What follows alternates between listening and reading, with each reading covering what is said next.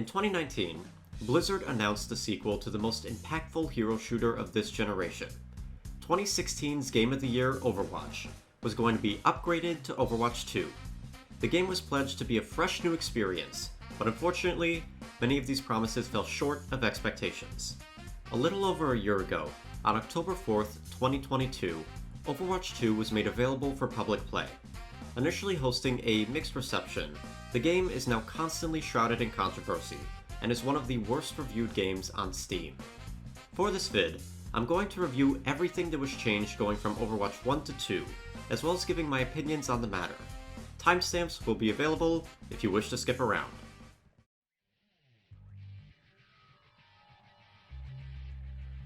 Let's start with a simple change that many will note immediately upon playing the sequel for the first time. The redesigns to the original 30 heroes. Some of them are great, some of them suck. In the best scenario, they do a great job at showcasing the progression in the hero's story. Key examples being Bastion wearing Torbjorn's old cap, since he was adopted by him in the lore, and Symmetra's single hair out of place, showcasing a changing character from her Stone by Stone short story, where she learns that there is beauty in imperfection. In the worst cases, these redesigns remove defining characteristics of a hero, like Moira. For me, Moira's long sleeves and dark aesthetic are iconic to the character. Removing those and slapping her in this bland gray is incredibly disappointing. The same deal goes for Reinhardt, whose iconic helmet has been booted, in favor of making him look like a German Santa Claus. In the middle of the pack, we have mediocre designs that essentially change nothing, like Pharah and Brig, who both have slightly new armor. Or Cassidy's new look, which is pretty much his old look, except he finally grew a mustache. One tidbit to note with all the new base designs is that they are a bit more detailed texture-wise, making the original designs appear dull in comparison with the updated engine. On top of updated designs, all of the original 30 heroes have a new default highlight intro. Overall, these intros are more dynamic, and do a better job of showcasing the hero, either by featuring a part of their kit, or showcasing their character traits. Speaking of characters, all of the heroes have had numerous voice lines added to the game. Many of these lines intend to relay feedback to players throughout a match. This is most notable when looking at the new ping wheel. For those who've played Apex Legends, you'll feel right at home here. By tapping the middle mouse button on PC, you can ping locations, and ping enemies, which also acts as a pseudo-reveal. If you hold the button, you get a few options like relaying your ultimate status and telling allies to wait or group up. Certain heroes have additional pings relating to their abilities. Mercy, for example, has pings related to res, while Symmetra has pings related to her teleporter. Outside of player-commanded pings, there have been many lines added across the board with the goal of reactive feedback. There are lines for getting multi-kills, lines for getting healed, lines for getting kills in your ultimate, lines for long-distance hits, environmental kills, callouts from your teammates when you're outnumbered, which you'll be hearing a lot, and even lines you wouldn't think necessary, like Pharah commenting on hitting multiple directs in a row. That's 3 directs. Direct hit stacking up. To be fair, many lines like this were already present in the original Overwatch, but the abundance of little quips like these infused the heroes with additional charm in the sequel. Like it or hate it, no one can deny the impact that the heroes bring to Overwatch via their character and story. The heroes are the soul of Overwatch, and with more dialogue, they have vivified the game. My only nitpick is they replaced the heroes' original intro voice lines, some of which were very iconic. They should have kept those original lines for the Overwatch 1 base skins.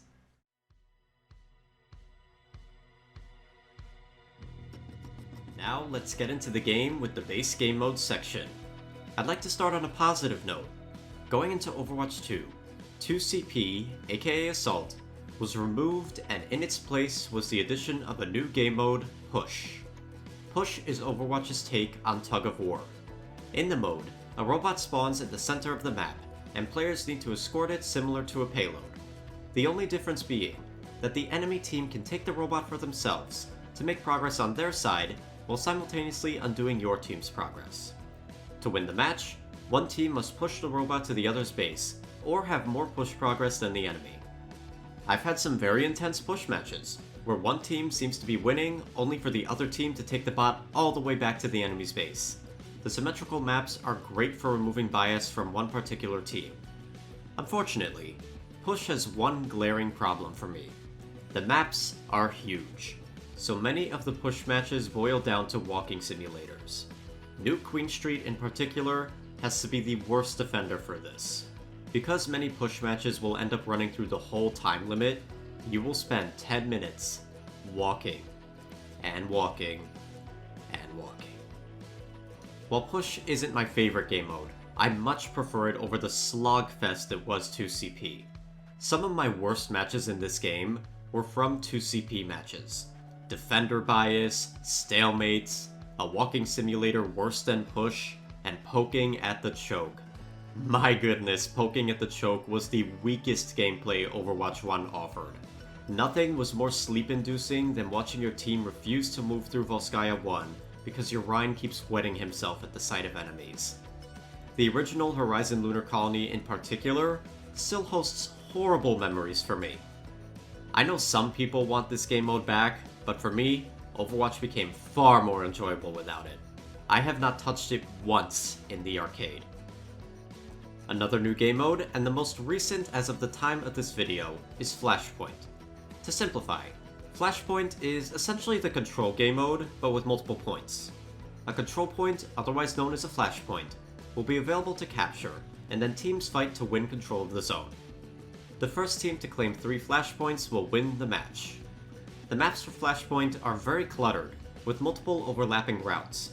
That means a teamfight can happen anywhere. Though I haven't played it much, I must say that I enjoy Flashpoint. It's a nice change of pace.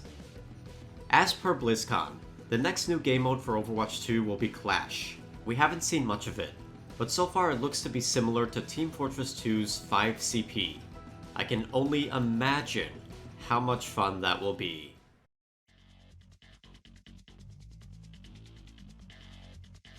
To continue to talk about game modes, I wanted to discuss the new limited time game modes introduced into Overwatch 2.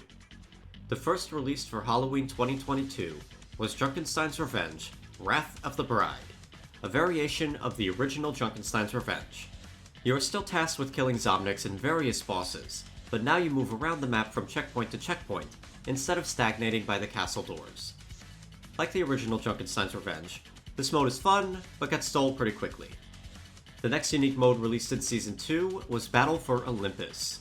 This mode was a variation of the current free-for-all deathmatch, with 2 key differences. The playable roster consisted of heroes who received skins based on Greek mythology, and said heroes gained unique buffs after using their ultimate.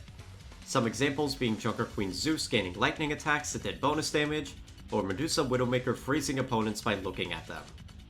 Because of this mode and the mode being PvP, it had some decent replay value. It was fun to play with overpowered versions of the heroes. If everything is overpowered, then nothing is, right?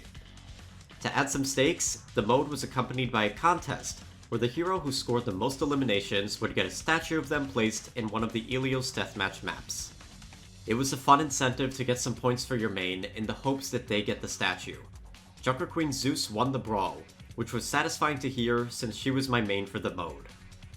With the introduction of Lifeweaver, we were also treated to Bob and Weave, a TDM mode where teams of 3 Lifeweavers and 1 Bob must get 15 kills to win. The idea of this mode is to use Life Grip to reposition Bob around the map. While it was an interesting concept, the mode was pretty boring and matches would take a long time. Season 4 brought us Star Watch, a Star Wars themed 4CP match on Horizon Lunar Colony. Players either fight for the Watchers, who are the attackers, or the Infinite Empire, the defenders. When a player dies, they can be revived akin to the Archives missions.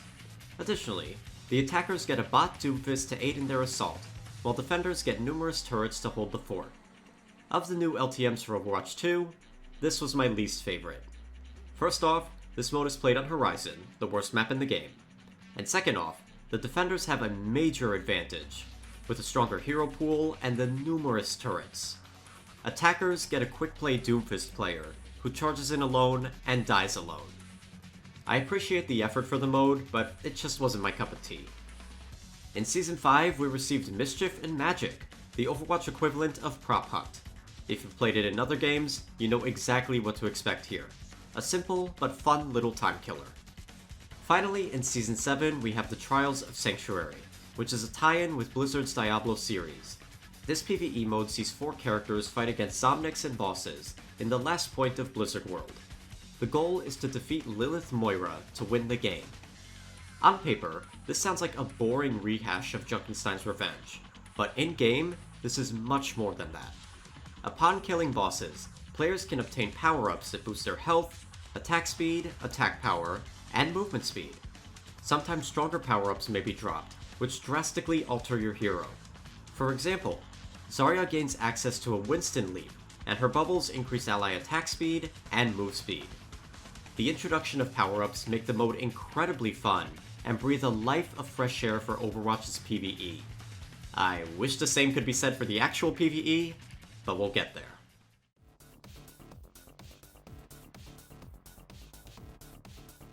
Going off of new game modes, let's talk about the new maps introduced with Overwatch 2. Starting with Payload, we have 2 new maps. The first being Circuit Royale, based in Monte Carlo, Monaco. The map specifically references the Circuit de Monaco, which is famous for F1 racing. The payload has been changed to an F1 car to reference this. Nice touch. Attackers spawn in the casino, and will have to make it up a hill and through 2 turns to reach point 1. This first section of the map can be tricky as attackers, due to the defender bias. They got 2 high ground positions from the get-go, and the only flanking route is predictable. To cap second point, you have to make it through the vertical curving racetrack. This part of the map sucks. Defenders have an insane high ground advantage, and the attacker's spawn has little cover, making it easy to stagger. Attackers have 3 ways to contest the high ground. The first is by following the payload's path, which has little cover. The second is by taking the tight staircase in clear line of sight of the defenders. And the third is a little passageway that brings you past the first bend on the hill. If they can trudge through that nightmare, point 2 is secured. Attackers must then secure the hotel. The attacker's spawn finally gets some cover, which eases up on staggers. Attackers will have to get through a choke point to get to reception. Afterwards, they hit the first bend, and get access to high ground and flanking routes to contest defenders. Hitting the second bend, and attackers must push through another choke point, this time with the aid of 2 flanking routes, one of which provides high ground. Finally, attackers face defenders at the Salon to win the map. This map is a mixed bag for me. Checkpoint 1 is a bit defender favored, but then you get smashed in the face with a one-shot come point 2. The snipers perform exceptionally well on this part of the map in particular, due to the long sightline, free high ground, and lack of cover on the attacker's side. Any map that favors snipers will never be fun. My frustrations with the map are brought down a bit when we get to the 3rd checkpoint. I take no issues with the hotel. That being said, this map is not one I enjoy playing much.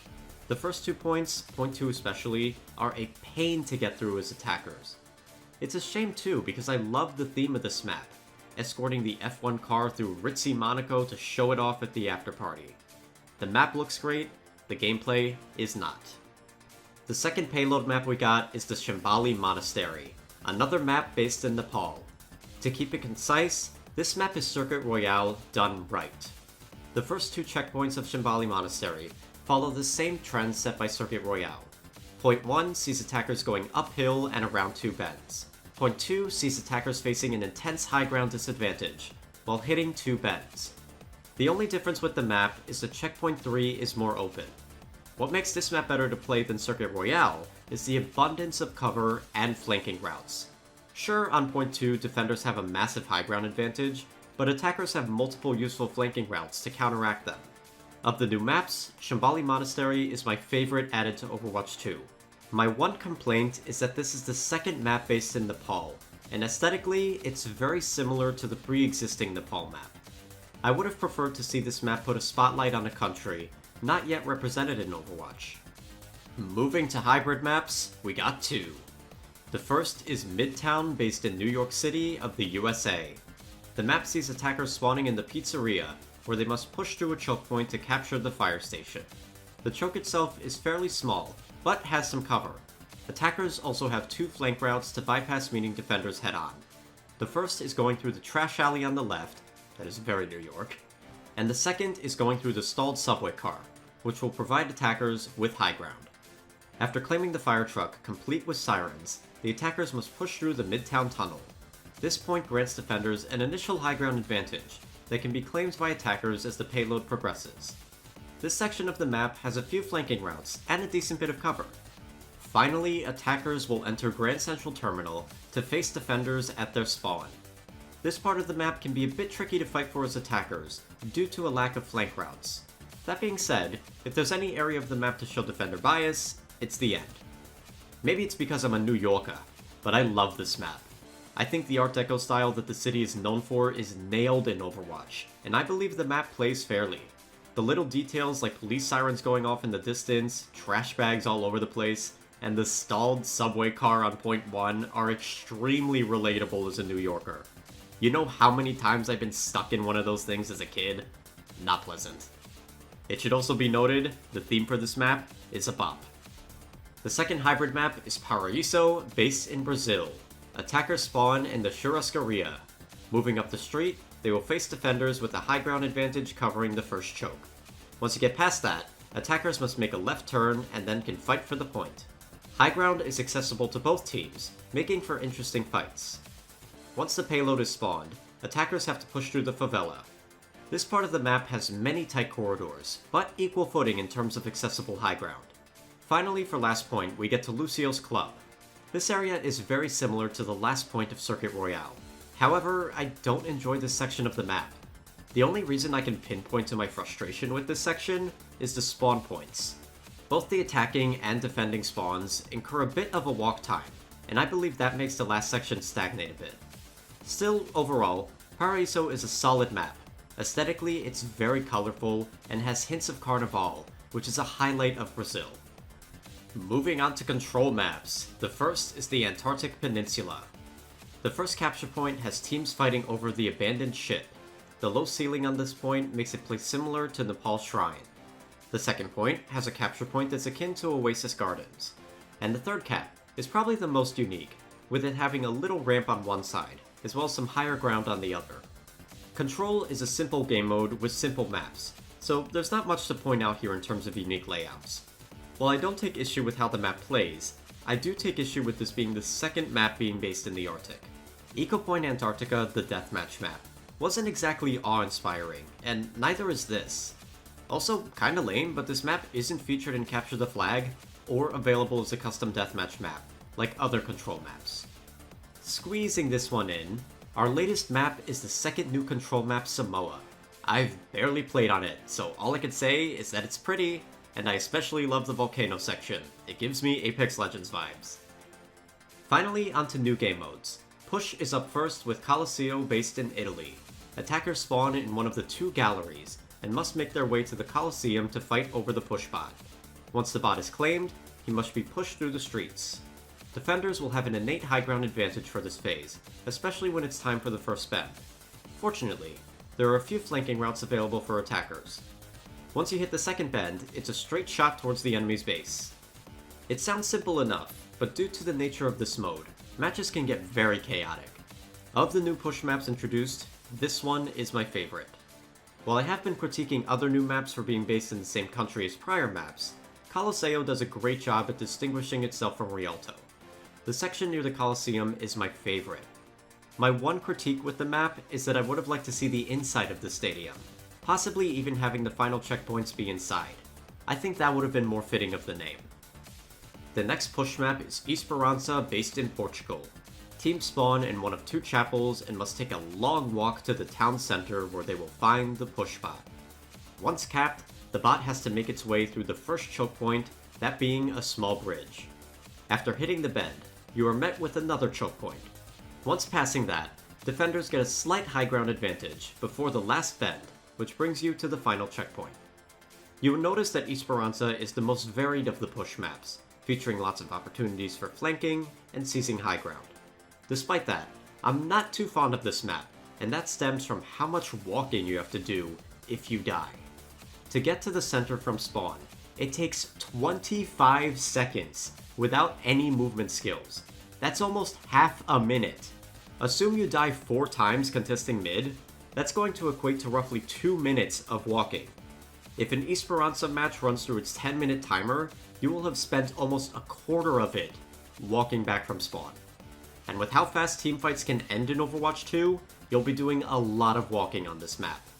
If the map was made a little smaller, I would take no issue with it. I like the varied layout, and the map is very pretty.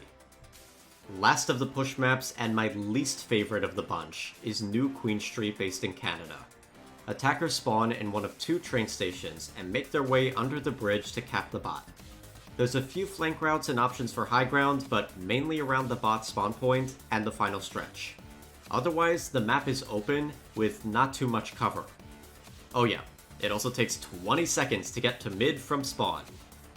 Yeah, there's not much to say about New Queen Street. It's kinda boring, but it's a good map for snipers, and we all know how fun that is. I'm gonna cut this section short with our flashpoint maps. Each map has 5 zones with differing qualities stemming from other control maps. Due to the routing between points, teamfights can happen outside of the capture zone in many grouping up routes, making for a unique spin on the standard Overwatch teamfight. New Junk City is once again based off the Mad Max setting of Australia in the Overwatch universe, while Survasa is the first map based in India. In addition to the new maps, many older maps saw updates as well. Most of it just adding cover, but in some cases like Watchpoint Gibraltar, entire sections of the map have been remade to reduce frustration. Outside of the heroes, the maps are where a lot of the life in Overwatch lays, and as always, aesthetically, I think they did an exceptional job. Speaking of aesthetics, many of the maps have new lighting for them, and feature different times of day. Just saying, they did Midtown a disservice with it not being nighttime when Overwatch 2 released. I also want to shout out the sound design for these maps. The ambiance from birds chirping and cars honking assist much in making the map feel alive. Gameplay-wise, yeah, there's some stinkers, but hey, at least none of those maps are Paris.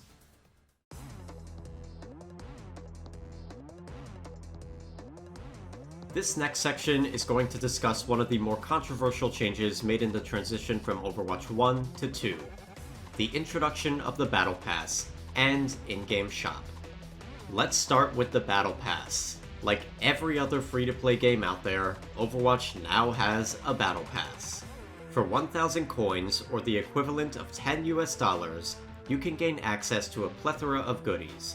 Skins, victory poses, highlight intros, emotes, player icons, sprays, the newly introduced weapon charms, titles, and the new hero? Here's where the controversy starts. In Overwatch 1, when a new hero released, everyone who owned the game gained access to the new hero. In Overwatch 2, new heroes are earned in the Battle Pass. If you pay for the pass, you immediately unlock the hero as your Tier 1 reward. If you don't pay for the pass, you're going to have to trudge through 45 levels, or over half of the pass, to unlock the new hero for free. Let me tell you, I grinded the free pass for both Lifeweaver and Iyadi, and it takes a while to get to level 45. As more meta-defining heroes are added to this game, we're eventually going to run into the problem of people not having a hero who's meta, or an adequate counter. Hey, can we get an Iyadi to help with some damage? Ooh, sorry, I don't have her unlocked yet. If you opted to buy the new battle passes solely containing new heroes, you will have spent the same $40 that it cost to purchase Overwatch 1 back in 2016. That number is only going to increase as more heroes are added. Of course, the new hero being in the Battle Pass isn't the only controversy surrounding it. Let me introduce you to Mythics, a new tier of skins above Legendaries that are exclusive to players who complete the paid Battle Pass. Mythic skins offer unique voice lines, a unique default highlight intro, and unique effects. Mythic skins are also the first skins to be customizable, but this is where the controversy lies. In Seasons 1 through 4, the Mythic skins for Genji, Junker Queen, Kiriko, and Sigma have 4 customization tabs: the weapon, color scheme, armor, and accessory. For Seasons 5 through 6, the skins for Tracer and Ana have 3 customization tabs, because the option to customize the minor accessory got the boot. Now, in the current Season 7, Hanzo's Mythic skin only has 2 tabs, that being the color scheme and the weapon. The loss of the accessory tab in Seasons 5 through 6 already stirred up trouble, but now in Season 7, the Mythics might as well be legendaries with recolor options. Based off of this logic, we've been seeing mythic skins since 2016 when Overwatch released. My personal grievance with mythic skins is that they prove that weapons can be interswapped between skins. This is a feature I've been wanting in Overwatch for a long time. Now I have it, but it's only for $10 mythic skins, and I only have 2 options for the weapons. Looking past the critiques with mythics and new heroes, I do think the Battle Pass is worth the $10 if you like what you see in there. Moving past the Battle Pass, it's back to more controversy with the new Overwatch 2 shop. Gone are the days of getting a free loot box on a level up. Now if you want a fancy new skin, you gotta pay up. $19 for a legendary skin and $10 for an epic. If you opt to use your free coins, well, the price went up on that as well. You could also pay $7 for a weapon charm, a little trinket that's attached to your character's weapon, or injected into their person. Let's not forget that this Pachimari charm costs more in-game than in real life. You also got titles and backgrounds which affect your name card, perfect for those stat stalkers you'll find in Ranked. If you want your game to look pretty with all the shiny new stuff, then expect to be nickel and dimed for everything. You are welcome to play the game without buying any cosmetics of course, but don't you want that pretty new Overwatch League skin? Just saying, you have to mess up really badly if the community wants loot boxes to return. Very recently, the feature to buy older skins with the free Overwatch 1 coins was made available. Chances are if you're a vet from the original, then you will already have most of these skins, but it is nice to see that newbies can have the option to get some skins for free. Of course, these free skins are at the new inflated prices. If you purchase 2 legendary skins in Overwatch 2, you will have spent the same amount of money that Overwatch 1, the game, cost back in 2016.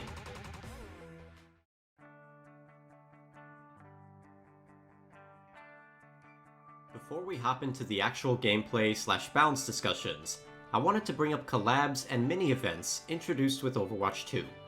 The first being the Ultimate Valentine, running from February 14th to the 28th. This event featured a paid Cupid skin for Hanzo in-game. You could also complete challenges to unlock some epic skins, emotes, and some flirtatious lines for a few heroes. Outside of the game, players could engage in the Loverwatch dating simulator, where you could date either Genji or Mercy, through the help of Cupid Hanzo. The game had a cutesy vibe, but was pretty one-note overall. I thought the fan game Symmetra's qualifying matches was a better dating sim. Next we had the collab with the One Punch Man anime, which ran from March 7th to April 6th. This collab featured paid skins for Doomfist, Kiriko, and Genji, a victory pose for Kiriko, and an emote and highlight intro for Doomfist. Players could unlock a skin, victory pose, and highlight intro for Soldier 76 for free via in-game challenges. Next we had Symmetra's Seeds of Order, an in-game event where by completing 24 games, you could unlock the Gardener Symmetra skin for free. Second to last we had Pride 2023, where a number of player icons and name cards were added to the game. The Midtown map was updated to include some rainbow-themed celebrations as well. The event was accompanied by a new short story, As You Are, which features Baptiste and Farah expressing their identities. This event did see a bit of controversy at its release though. The update was not featured in many countries with anti-LGBT laws, and the Pride content was pretty small overall, with many critics noting the lack of a skin. Finally, we arrive at the Perfect Night collab with the K-pop band LE SSERAFIM. The event started on the 1st and ends on the 20th. It includes paid skins for Diva, Tracer, Sombra, Kiriko, and Brigitte. Junkrat also receives a free skin available through challenges. Additionally, the collab is accompanied by a variation of Capture the Flag.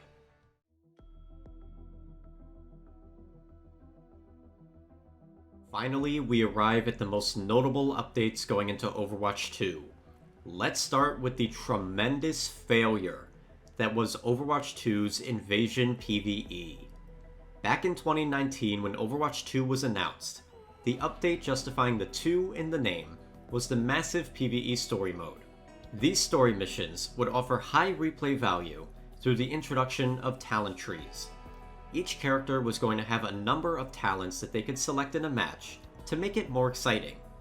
For example, Reinhardt had a perk that granted him stacking attack speed buffs for each hit with his hammer.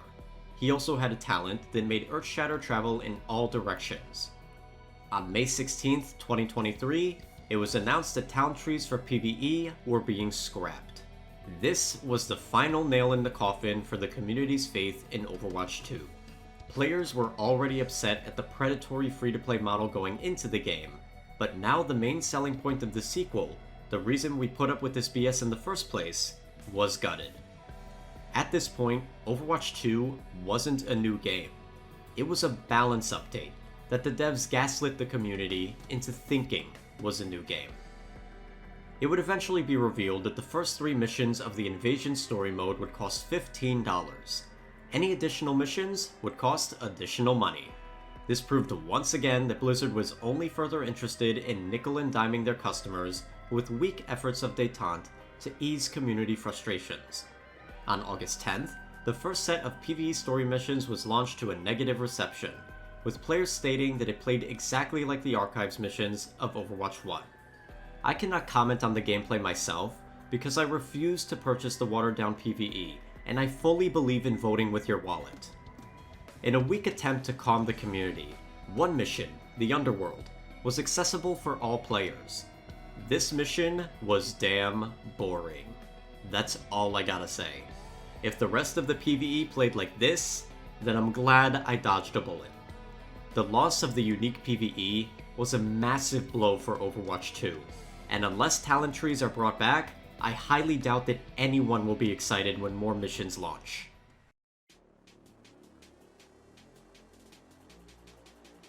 So it's been established that the PvE was a flop. Maybe the updates to PvP can salvage that mess. Let's start with the most notable change going from Overwatch 1 to 2. The change in team sizes going from 6v6 with 2 tanks, 2 damage, and 2 supports, to 5v5 with 1 tank, 2 damage, and 2 supports. The reason for this shift in team size, as per Aaron Keller, is that tanks can be problematic and noisy, and that Blizzard has always tried to make our combat easy to read and very understandable. And sometimes it's just hard to track what 11 other players are doing on the battlefield. Removing 2 of those simplifies everything, and it allows players to understand everything that's happening around them and make better choices because of it. The shift to 5v5 has caused more harm than good in my opinion. Now there is a lot of pressure on your sole tank to take and maintain space in Overwatch 2. The loss of tank synergies, which were the basis of a team comp in Overwatch 1, was a massive blow to the role. No longer do you have a second tank to cover the weaknesses of the first. It's all on one player. And being the biggest character on the team means that that one tank player is always the center of attention and on the receiving end of many nasty cooldowns. This, on top of the shift away from barriers, has created a disparity among tank characters, where tanks who offer zero protection like Roadhog and Wrecking Ball are thrown to the wayside in favor of more defensive options like Sigma or Orisa. To make playing tank even more miserable is the bolstering of hard counters within the role. For example, if you play Junker Queen into Zarya, you are at a massive disadvantage until you swap. The bubbles counter your damage, your self-healing, and your ultimate. At that point, your hero is completely invalidated by another. Of course, you could swap to Reinhardt to counter the Zarya, until the Zarya swaps to Ramattra, and then you swap to D.Va to counter the Ramattra, but then the enemy is back on Zarya to counter your D.Va, and the whole swapping process begins anew. I hated the rock, paper, scissors countering methods in Overwatch 1, and I doubly hate them in Overwatch 2. In a blog post from September 15th, 2022, Blizzard stated that they want to reduce the presence of hard counters, and that the game is more fun without them. Needless to say, they failed miserably in accomplishing that goal, because hard countering is as prevalent as ever in Overwatch 2, most notably in the tank class. Constant issues like this make the tank role as a whole much less enjoyable. To compensate for the loss of a tank, all the tank characters have received massive buffs, which has completely thrown off their balance in modes outside of 5v5 role lock. Instead of tanks dictating a team's success, that power now lies in the support class. I never thought I'd complain about supports in this game, but here I am. The supports as of right now are ridiculously power crept. Remember in Overwatch 1, when Moira was considered the healbot of supports, but offered no team utility in return? Picture that same level of healing, but now the support has utility and better damage to boot. Those are the Overwatch 2 supports in a nutshell. Characters like Kiriko and Lifeweaver have insane defensive cooldowns, which overall slow the game down. This on top of ridiculous healing numbers. Currently, Iyari's Solar Rifle heals 105 healing per second. Kiriko's Ofuda heal for 130 health per second. Together, that's 235 healing per second, which out-heals most damage in this game. That wouldn't be a problem if there was a consistent way to counter healing in this game, but there's not. The only ways to counter healing are with Junker Queen's ultimate and Ana's anti-nade. Both of these abilities negate all healing, which doesn't feel good on the receiving side. If you want examples on how to properly counter healing, you could look at Overwatch 2's main competitors, Team Fortress 2, and Paladins. In TF2, healing from a medic or dispenser starts out quite low. Healing increases for every second the heal target is out of combat. Additionally, the Pyro's flamethrowers inflict a 20% healing reduction on burning enemies. Because of this, healing a target who is actively taking damage will eventually fail you. In Paladins, there's the global anti-healing mechanic. When a player is hit by a primary attack, they will lose a percentage of healing for 1.5 seconds. The longer a match goes on, the weaker healing gets. This value starts as a 25% reduction, and caps at a 90% reduction. Teams can still get full healing by utilizing cover and blocking damage, but blindly heal-botting a tank will lose most of its power throughout a match. I'm not sure if Overwatch will enact a more streamlined anti-healing mechanic, but as of right now, healing is too strong, especially on the newer heroes. I think the damage class suffers the worst from this bolstered healing. Funny, never did I think I'd be advocating for the insufferable DPS mains. Currently, the DPS role feels the least impactful. You have good damage, sure, but oftentimes you're getting outdamaged by your tank, and a lot of times the supports can keep up with you. You don't have ridiculous defensive cooldowns, and you're the most reliant on the other two roles to do what little you can. Let me paint you the worst scenario. You're on DPS, let's say Cassidy. You're pumping bullet after bullet into the tank, but through their defensive cooldowns and the immense healing pumped into them, you're making little progress. So, you change your attention to the enemy supports. But, surprise surprise, as soon as you start damaging them, they start healing each other. Okay, so your next option is to push the backline to get them, right? Well, you gotta make your way through one big bad tank and the two enemy damage heroes. But for argument's sake, let's say you miraculously do that. Now you're in the back, supports in view, ready to execute, and they dash away and either heal back to full or kill you outright. Now your team is down a player and at a massive disadvantage. If you don't go for flanks, then most fights come down to throwing every cooldown out and waiting for ultimates to come online, since those are the only ways to break past the numerous stalemates these past few seasons. Overall in 5v5, the individual value of each player has gone up. Losing just one ally will massively swing the advantage to the other team, especially if your tank is the first to fall. Once your first ally is dead, another will fall. You'll hear someone spew out, "We're outnumbered," before Athena announces a team kill. Overwatch suffers from an odd phenomenon. Games either consist of teams dying extremely quickly due to insane burst damage, or teams never die due to powerful sustain. Currently we're in the sustain meta, but there's rarely an in-between, which overall makes matches feel frustrating. With the shift away from barriers and the removal of stuns outside of the tank class, save for Ana because she's special, I fully believe that Overwatch 2 would have worked in 6v6 if the devs put in an effort. Instead they said, you know, we suck so much at balancing tanks, we're just gonna remove one from the match. Problem solved! As mentioned earlier, the shift to 5v5 threw off the balance massively in other modes. Without Rollock, the team with more tanks wins. Even with their lowered health pools outside of Rollock, the tank class is just the better damage class. You'll notice that games outside of Rollock play even slower than games with it. Because what's better than pumping heals into one beefed up tank? How about pumping heals into 3 of them? One massive point of grievance for me in the shift to 5v5 is that there has been no 6v6 mode in the arcade. The only way to play 6v6 is via a custom match. That is a massive shame. Before we wrap up 5v5, I want to quickly run through the new role passives for each of the 3 roles. Tanks generate less ult charge for enemies damaging them, and healers healing them. They also resist knockbacks by 30%. This is a fine passive that did solve one problem in Overwatch 1, where tanks would get ping-ponged all over the map. The damage roll is up next. Initially, their passive was a 10% move speed boost, which was really nice, especially on immobile heroes. Unfortunately, it was too good on flankers, so that got the boot. Afterwards, the passive was changed to offer a move speed and reload speed buff for 2.5 seconds after getting in a limb. Again, the move speed buff was just too great, so that was removed and all we're left with is a 30% reload speed buff for 2.5 seconds after getting in a limb. A very lame passive, and one that not all damage characters can use. Yeah, Hanzo doesn't have a reload, so he doesn't get to use this passive. I mean, Hanzo deserves that, but still. Last and the strongest of the new passives is the support passive, which heals them for 15 health per second when they don't take damage for 2 seconds. This small passive bolstered the life expectancy of supports exponentially. Previously, if a support was low, they would have to use a cooldown to sustain themselves, a key example being an Ana using nade for herself instead of her team. Now, all supports need to do is play safe to stay healthy. Initially, I thought this passive was to make for more varied support abilities, since all supports in the Overwatch 1 era had self-healing via an ability.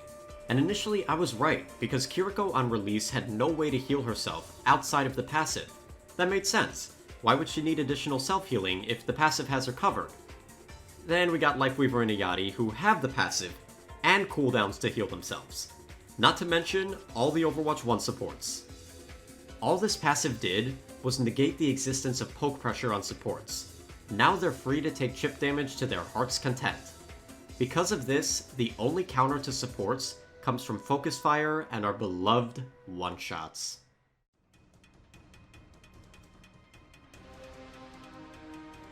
Our next section is going to discuss the changes made to Ranked.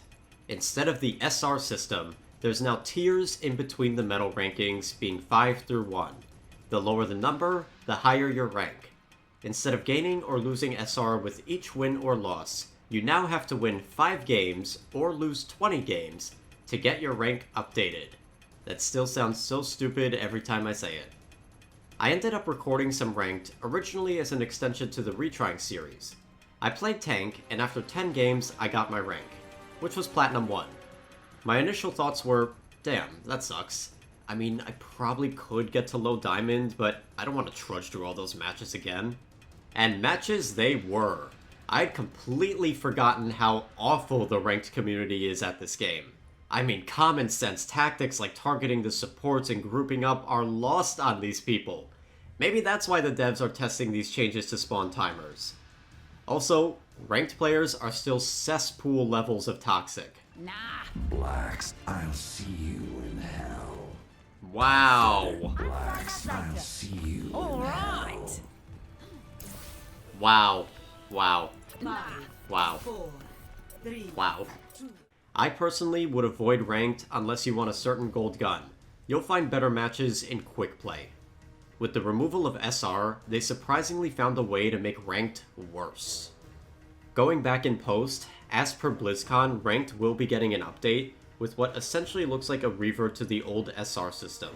Only now it shows percent progress instead of a number. Also, emerald weapons are coming.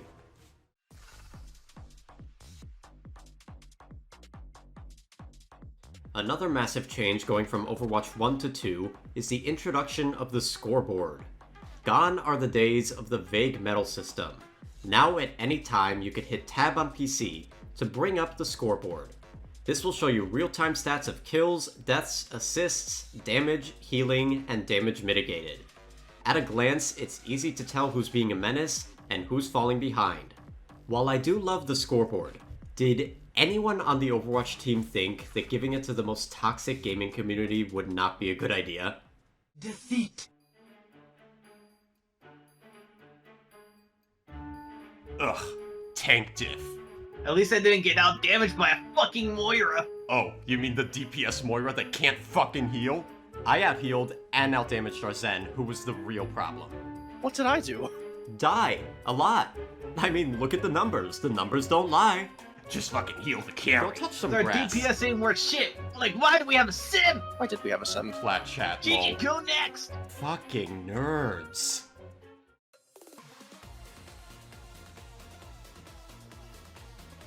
Finally, we arrive at the last and longest section of this review, discussing each of the heroes and their balance. I'm going to start with the new heroes first, and then we'll discuss the original heroes afterwards. Our first new hero was the damage character Sojourn. Initially showcased in the first Overwatch 2 beta, Sojourn's weapon is the Railgun. The primary is an automatic weapon that rapid fires projectiles. Hitting those projectiles increases the damage of your secondary skill, the Railgun itself. Sojourn's first ability is Disruptor Shot, which launches an orb that bursts into an AoE when it hits something. The AoE does continuous damage to enemies inside. Sojourn's second ability is Power Slide, which is an Apex Legends style slide that Sojourn can cancel into a high jump. Her ultimate Overclock automatically charges the Railgun and makes Railgun shots pierce targets. On paper, Sojourn is meant to be the side grade to Soldier 76. You have the same run and gun playstyle, and even the same idea of hitting primary shots to whittle opponents down, before finishing them off with a high damage secondary. The problem with Sojourn initially came from this secondary. On release, the Railgun had a 2x headshot multiplier, meaning that Sojourn could deal 260 damage with a headshot, eliminating most of the roster in one hit. Unlike other sniper/one-shot characters, Sojourn did not have to sacrifice mobility or range to achieve this one-shot. So, of course, this caused a Sojourn one-shot meta. This was reined in on December 6th, where the damage fall-off on the Railgun was reduced, now starting at 40 meters, down from 70. Additionally, her headshot multiplier was lowered from a 2x bonus to a 1.5x bonus. Now a headshot deals 195 damage, just shy of a headshot. Problem solved, Overwatch team. Of course, if you attach a damage boost to Sojourn, she's back to one-shotting, but we'll get to that. One other notable change with Sojourn surrounded the Disruptor Shot. Initially it slowed enemies by 30%, making it a good counter to mobile targets, and an easy way to get Railgun energy. Well, that was booted in December as well. The ability is still good for damage, but the loss of utility makes it feel like a throwaway skill. Nowadays, Sojourn is still a very strong damage option, but very often you will see her played with a blue beam upper. Our next new hero is the tank hero Junker Queen. Her primary, the Scatter Gun, is a simple shotgun. Her secondary is the Jagged Blade, where upon activation you throw the blade. You can then hit the button again to recall it back to you like a boomerang. Enemies hit will take bleeding damage. If you hit an enemy directly with the initial toss, then the recall will pull them towards you. Unlike Roadhog's hook, this pull doesn't stun the opponent. Junker Queen's next skill is Carnage, where you pull out a massive axe and swing it in front of you, dealing impact and bleed damage. The prevalence of bleed damage is key to success on Junker Queen through her Adrenaline Rush passive. This passive allows Junker Queen to self-heal if she inflicts a bleed, otherwise known as a wound, to her enemies. Queen's last skill is Commanding Shout, which grants overhealth and movement speed to her and her allies. Lastly, her ultimate is Rampage, where she charges forward, hitting enemies along the way. Any enemy hit will be afflicted with wounds, and will be anti-healed for the duration of the ult. Of the new heroes introduced in Overwatch 2, Junker Queen is by far my favorite. She has a simple to understand kit, with the goal being to maintain bleed damage on opponents for self-healing. For my TF2 players, doesn't she feel like a viable version of Fat Scout Heavy? Make no mistake though, despite me enjoying her kit and praising her highly, this is an off-tank, designed for 6v6. Initially in the second beta, Junker Queen was very strong. The Commanding Shout originally provided allies with 100 HP, and had the same 5-second uptime of Junker Queen's personal benefits. But because Junker Queen was doing well in the Overwatch League, the overhealth bonus was lowered to just 50 health, and the uptime of Commanding Shout on allies was lowered to 3 seconds. Now, Junker Queen's sole protection for her team is 50 overhealth on a 15-second cooldown. Yeah. After this nerf, Queen was considered to be the worst tank in the game for a while. Maybe because she wasn't designed to be a main tank? So, to get her up to speed with 5v5, Queen was giga buffed. Increased base HP, increased self-healing, cooldown reductions when hitting Carnage, more ammo, and more damage on the knife. Of course, all these changes did once again create a short Queen meta, so Blizzard brought down her overhealth from Commanding Shout and upped her ult costs. Of course, Queen still retained most of her buffs and is in a fairly playable state, unless the enemy is running Zarya or Kiriko. Nothing feels worse than having those two cleanse your whole ultimate. Speaking of cleanses, our next new hero to accompany the launch of the game was Kiriko the Support. Kiriko's primary are the healing Ofuda, where she channels a burst of healing talisman that seek targeted allies. The Ofuda have a travel time, and have an overall healing of 130 health per second. Unlike most healing in Overwatch, the Ofuda have a short 1.7 second recovery time, essentially giving them a short cooldown. Kiriko's secondary are the kunai, which are fast but small projectiles akin to Genji. Unique to the weapon is a higher crit multiplier. Being of Japanese descent naturally gives Kiriko the ability to wall climb just like Genji and Hanzo. Kiriko's first ability is Swift Step, which lets her teleport to an ally regardless of line of sight, and cleanses herself while doing so. Her second ability is Protection Suzu, which has Kiriko throw out a projectile that when it hits an ally or the environment, will burst and make allies briefly invulnerable, as well as cleanse negative effects. Lastly, Kiriko's ultimate is Kitsune Rush, where Kiriko summons massive pillars. Allies who walk inside gain increased move speed, attack speed, reload speed, and reduced cooldowns while in the zone. Kiriko sounds pretty strong, right? Well, believe it or not, but she was even stronger on release. Meta-defining strong. Not bad for the first paid hero. On release, Kitsune Rush reduced cooldowns by 3 times instead of the current 2 times. Additionally, the ultimate boosted move speed by 50%, not 30% like now. On release when Kiriko ulted, it was game over, especially if she was accompanied by a rush comp. The kunai at launch dealt just 40 damage to the body, but 120 damage to the head. Being on the receiving end of a kunai dink was not cool. This high damage also made it tricky to flank good Kirikos, since many of them could ward off their attackers. Now the kunai's damage at base has gone up to 45, with the headshot damage going down to 112. I think it would have felt better for the kunai to function like most other weapons in the game. Standard damage and a standard headshot multiplier. The next and most notable point of community frustrations towards Kiriko relate to her Suzu. This is a 15-second ability that cleanses all negative status effects, most notably from ultimates. Big Shatter? Nope. Big Anti-Heal? Nah. Anything in between? Definitely not. The invulnerability duration of Suzu was brought down a bit in December, going from 1 second to 0.85 seconds, but the ability is still one of the strongest in the support roster, and does contribute to the feeling of nothing dying in Overwatch 2. Despite being nerfed and sometimes feeling frustrating to fight, I would say Kiriko is the most fair of the supports introduced with Overwatch 2. Our Season 2 hero was the tank Ramatra. Ramatra was advertised as being Overwatch's first tempo tank, and this is showcased in its 2 forms. In Omnic form, aka the base form, Ramatra's weapon is the Void Accelerator. This weapon rapid-fires speedy projectiles, akin to Orisa. His secondary in Omnic form is the Void Barrier, which is a summon barrier that runs on a timer. Ram's first skill is Nemesis form, which swaps him into Nemesis form, granting him bonus armor and changing his primary and secondary skills. In Nemesis form, Ram's primary is Pummel, which is a high damage punch that pierces players and barriers. His secondary is changed to Block, which slows him down, but grants him high damage resistance from the front. Ram's ability in both forms is Ravenous Vortex, which sends a projectile out, and when it hits the floor, it expands into an AoE, grounding enemies and slowing them.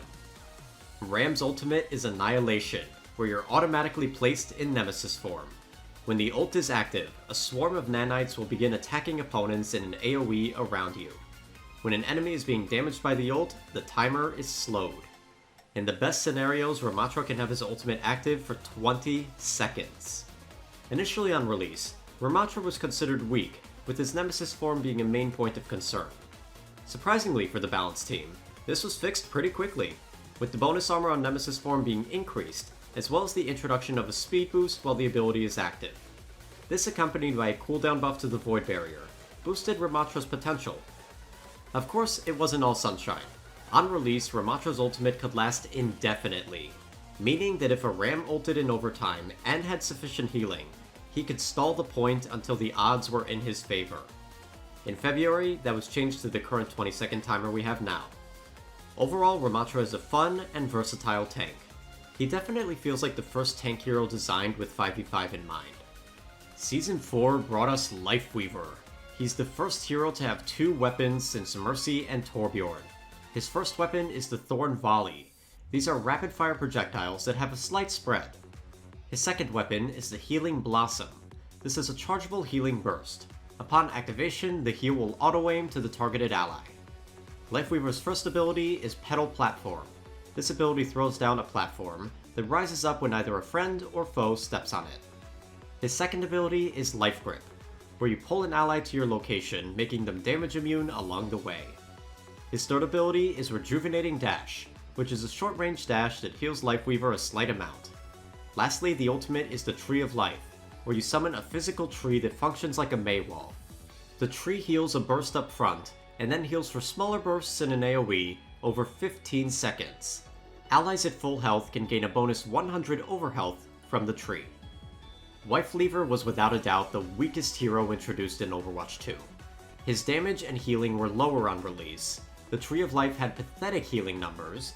Healing Blossom in particular slowed you while you were charging, which made Lifeweaver an easy target, doubly so with his larger hitbox. Lifeweaver was also clunky to play with a very odd control scheme. Initially, Thorn Volley and Healing Blossom were bound to the 1 and 2 keys, with you having to swap each time, making for unnecessary downtime and slow reaction times.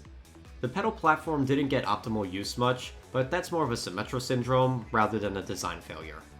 Rejuvenating Dash felt like a Paladin's dash, and as a Paladin's player, I don't say that as a compliment. But the kicker. Lifeweaver had a passive that benefited enemies. Initially on release, Lifeweaver's passive was Parting Gift.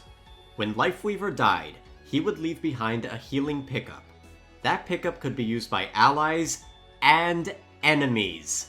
It was actually beneficial to see an enemy Lifeweaver as a flanker, because that meant you could get a juicy 75 heal after killing the poor guy. This passive was so bad that it was removed 2 weeks later. But I mean, come on! Who thought healing enemies was a good idea? It's not bad enough you're down a support, now you got a healthy flanker to deal with. So it's been established that Lifeweaver was beyond weak. Well, the dev solution to this was to go the Junker Queen route, and pump this flower with buffs. Damage increased, healing increased, self-slow on charging the heal booted, Tree of Life health and healing buffs, Tree of Life now granting overhealth, Life Grip cooldown and healing buffs, self-healing on Rejuvenating Dash doubled, comboed with the base health increase going from 200 normal HP to 175 HP and 50 shields. Now Lifeweaver is the epitome of the support problem in Overwatch 2. A ton of healing, not 1 but 2 savior abilities, and on top of that, the bugger never dies. Platform takes you out of line of sight, and Rejuvenating Dash, which is on a short 5-second cooldown, heals for 50 health in a burst. This on top of having base shield health with the support passive makes Lifeweaver very tricky to take down. The Tree of Life in particular feels quite overtuned at the moment. On release, yeah, the thing sucked. And I agree with the decision to attach overhealth to it. But the tree has so much health. 1,200, and it lasts for 15 seconds. That is insane. One of those numbers needs to be brought down in my opinion. When I initially heard that Lifeweaver would be a cute support akin to Mercy, I knew I wouldn't like him. Truth be told, I actually find him pretty boring. I do really enjoy using the Thorn Volley primary fire, but due to the way his healing works, you won't have much of an opportunity to shoot enemies. Currently, the best way to play Lifeweaver is to platform yourself up in the back and spam heals on the front line. If a teammate is about to die, Life Grip them to safety and send them back into the fray. If you're under fire, use Rejuvenating Dash and break line of sight. If the fight gets too hectic, you could always pull a teammate towards you to defend your honor. Overall, Lifeweaver is not my cup of tea, but it's okay. Not every hero has to appeal to every player. In my opinion, Lifeweaver is still a bad character who's bolstered with overtuned stats. I feel that if they were to nerf him, he could easily fall back into mediocrity. As of this video, the most recently released hero into Overwatch 2 is the support Iyari. Iyari's weapon is the Solar Rifle. The primary is an auto-charging single-shot weapon. The alt-fire is a healing beam that runs on a limited resource meter. Iyari's first skill is Outburst, which launches Iyari and deals knockback to enemies hit. Her second skill is the Healing Pylon. This is a deployable that will heal the lowest health ally in range, until it's destroyed. Iyari's ultimate is Captive Sun, where she takes to the sky and gains access to an explosive shot. Enemies hit are slowed and explode if they take an additional 90 damage. On paper and in practice, Iyari is meant to be the damage support. You mainly want to be using the pylon for your healing, while you look to secure damage with the solar rifle. I have no problem with her design, and actually think it's one of the better ones for supports in Overwatch 2. Unlike other supports, Iyari has no abilities to save teammates akin to Kiriko and Lifeweaver. However, she more than makes up for that with her insane healing numbers. My main issue, and might be an unpopular opinion, is the insane healing provided by the solar rifle. Initially 120 healing per second, now the rifle heals for 105 health per second. You can get most allies up to full by yourself in under 2 seconds. I know the rifle has a short uptime of 3 seconds, and you do have to aim the beam, but my goodness, 105 healing? The healing pylon is also the cause of much community outrage, as the self-healing it provides to Iyari further bolsters the issue of supports not dying. The pylon does infuriate me as well, but for a different reason, which we'll get into later. Personally, I find it easy to destroy. Overall, Iyari is the new damage support to replace Zen. You have decent mobility, great damage, and great self-sustain without the compromise of a lack of healing. She's also the first healer with a healing turret, which is something I've wanted since Overwatch 1. And I especially appreciate how the ultimate is great at confirming kills. Surprisingly, it's a counter to the sustain meta. I personally don't like the single-fire weapon, so I don't play her much, but I do appreciate her design. The new hero coming in Season 8 is the long-awaited tank, Malga. Malga's weapons are twin chain guns. The first will light enemies on fire after a few hits. This pairs nicely with the second gun, dealing guaranteed critical hits to burning targets. The chain guns can be used individually, dealing 90 DPS and having low spread. Or you could use both together for a DPS of 180, with the cost of a massive spread. Guaranteed crits tie into Malga's passive Berserker, where he gains overhealth when dealing crit damage. Malga's first ability is Overrun, where you charge forward becoming CC immune. After a few seconds, Malga stomps the ground, afflicting enemies with knockback, and stunning them if he hits the sweet spot. Malga's second ability is Cardiac Overdrive.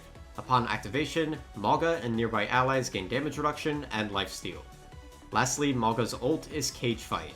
When used, Malga places down a barrier and locks himself inside. Any enemy that enters the barrier gets locked in as well. While locked, the enemy can't use movement skills. I've only tried Malga for a handful of games, yet I still had a fun time with him. He excels in close-range 1v1s, but falls apart to poke comps, being swarmed, and Ana as a whole. While fun, I don't think he will be a viable character, as he's easy to counter.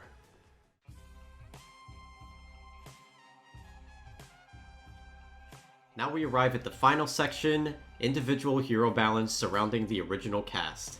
Keep in mind that due to the live service nature of the game, there can be a patch in the near future that makes a garbage hero top of the meta, and vice versa. With that being said, let's start alphabetically with Ana, who was one of the biggest winners in the transition from Overwatch 1 to 2. It's been established from Overwatch 1 that Ana is the dev's baby. She can never be bad. So while other characters, notably Cassidy and Brig, lost their stuns, Ana did not. While it does have a higher cooldown now, Ana retains her Sleep Dart, which is great at punishing teams without a shield. Eventually the Sleep Dart had its duration cut by 30% on tanks only, since it was so easy to hit them. Funny, a change like that wasn't necessary in 6v6. Additionally, the lack of consistent shields and the new support passive have massively boosted the power of anti-nade. No shields means easy nades, and easy nades means easy team wipes. To compensate for this increased strength, the duration of the biotic grenade was lowered from 4 to 3 seconds, but that made the dev's favorite baby cry, so it was brought back to 4 seconds, and then eventually lowered to 3.5 seconds. The healing on the biotic nade was lowered from 100 to 60 to compensate for the support passive, but let's be real, what Ana worth her skill is nading herself. Very recently, the cooldown on nade was brought up by 2 seconds. While she has been brought down slightly, Ana is still one of the best supports in the roster. If you have the skill to play her, I highly recommend doing so. The anti, while annoying, is the only reliable counter to healing creep. Next we have Ashe, who has pretty much stayed the same since Overwatch 1. Bob's health went down a bit to accompany 5v5, and her reload time was decreased. It's nice to see Ashe so sparsely in the patch notes. A basic character shouldn't need constant tweaking. Right now, Ashe is a decent hero who excels in mid-range fights, but you might find confirming kills to be a bit harder now with all the healing, as well as supports like Kiriko and Iyari fighting back from a distance. Baptiste is up next, and he's been the talk of the town regarding balancing issues. Through the year, Bap has had buffs to the Biotic Launcher's ammo, and a buff to its damage. He also received buffs to the Immortality Field, one being a cooldown buff that got reverted, and a buff with the minimum health threshold being upped to 25%. The most notable buff for Baptiste that has everyone in a tizzy is the buff to the Regenerative Burst. In Overwatch 1, this was your self-healing ability. It healed Bap for 30 heals per second, and only healed allies for 15 heals per second, over 5 seconds. It was easily one of the lamest abilities in that game. Going to Overwatch 2, the ability was changed to heal 50 health up front, and then an additional 50 over time. I love this change, as it overall made the ability feel more impactful. The issues stem from the fact that that initial heal is doubled if the target is below half health. So if you're about to finish Baptiste or his ally and he pops Burst, suddenly they're back at half health. The Burst did have its healing lowered slightly, but the bonus healing below half is still there, and I believe that's where the main frustrations lie. Besides the regen burst, Bap has the lamp and the new support passive to keep him topped up. This comboed with great damage and great AoE healing means he's on top of the healing creep meta. Our next hero is Bastion, who was one of the lucky few to receive a drastic rework going into Overwatch 2. In Overwatch 1, we all remember Bastion releasing as a menace. Through nerfs and the community's awareness increasing, he fell to the bottom of the barrel and a rework was necessary. Let's quickly run through these changes. The primary configuration recon had its fire rate slowed, but its spread was removed. The damage was also increased to compensate. Configuration Assault, aka Sentry Mode, is now tied to a 12-second cooldown. Bastion can now move around at reduced speed while the ability is active. The self-repair was removed and replaced with the A36 Tactical Grenade, an arcing projectile that sticks to enemies then deals damage. Finally, Configuration Tank was removed and replaced with Configuration Artillery. This ultimate plants Bastion in place and gives him 3 rockets to fire akin to Doomfist's Meteor Strike. The Ironclad passive was removed in the beta, but came back for launch. Initially, Bastion was considered to have the weakest rework going into Overwatch 2. While the new Sentry mode was more potent, the new Recon mode was not. Bastion essentially felt like a nothing character until Sentry mode was active. Through buffs to the Tactical Grenade with it having a lower cooldown and faster detonation time, Bastion, like Sojourn, has become a solid alternative to Soldier 76. He is thriving in the current meta due to all the sustained cooldowns which benefit him. Personally though, I preferred his old tank form ultimate. I found that more fun. Next up is Brigitte, who was the most hated hero in Overwatch 1. So it was to be expected for her to get gutted. Her initial changes all related to her shield bash. The shield bash had its cooldown lowered, dash distance increased, and its damage increased, but hitting an opponent felt so unrewarding. That's because the stun was removed, and now the bash inflicted a non-existent knockback. Oh, it also procs Inspire now, hooray. Without the shield bash stun, Brig felt like a nothing character akin to Bastion.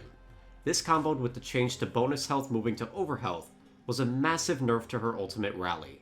Keep in mind, these two massive nerfs accompanied the numerous other nerfs she received in Overwatch 1.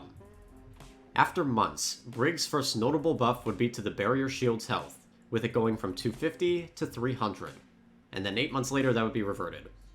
Okay. Her next notable buff came to the repair pack, with the refunctioning to its healing. Instead of healing 55 health over 2 seconds, it now healed a burst of 25 health, and then 50 health over 2 seconds. Overall, it was a very tiny nudge up of 10 extra health, but the burst of HP made the ability feel more snappy. Finally, in April, Brig's ultimate was reworked. The ultimate still provides overhealth to enemies, but now Rally grants Brig a bonus 100 armor immediately, buffs her barrier shield by increasing its size and health, and shield bash stuns while Rally is active. Now for the 10 seconds that Rally is up, Brig feels like a playable character. I really love the new ultimate for Brig, and it reaffirms my belief that smaller heroes can be tanks if they had adequate defenses. Of course, outside of the ultimate, you play like a very cautious heal bot, looking for whip shop opportunities to provide your allies with healing. I personally would have liked to see Brig return to her Overwatch launch playstyle, where she excelled in the front line but had lower healing. She's not exactly bad in Overwatch 2, but there's better supports out there. Next up is Cassidy, who had an ability rework going into Overwatch 2. The Flashbang, which was a short-range projectile that stunned opponents, was changed to the Magnetic Grenade.